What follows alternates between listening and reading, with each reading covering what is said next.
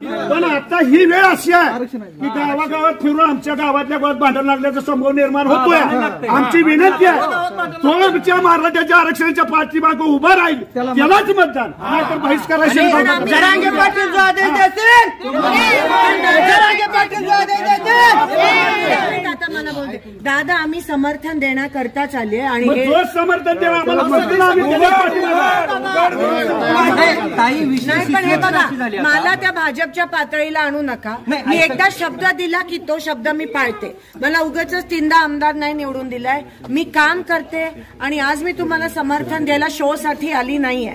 मी इकडे समर्थन द्यायला, कारण का मी संसद असेल विधानसभा असेल हा आवाज तिकडे मांडणार म्हणजे मांडणार। आणि आम्ही जेव्हा उठतो तेव्हा एवढं पण तुम्ही समजायला पाहिजे की भाजपवाले आमचा माईक बंद करतात आणि आमचा गळ्यात घोटतात।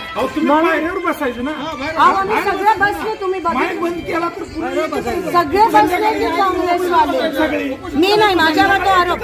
अहो मला कसली ईडीची भीती, मला कसली ईडीची भीती? माझा कारखाना नाही, बँक नाही, मी बिलकुलच मोदी आणि फडणवीसच्या विरोधात बोलणार म्हणजे बोलणार। मला कोणाची भीती नाहीये, मी तुमच्या सोबत आणि गावासोबत ठामपणे उभी आहे, एवढंच मी तुम्हाला या ठिकाणी सांगते। तुम्ही भेट दिली, धन्यवाद।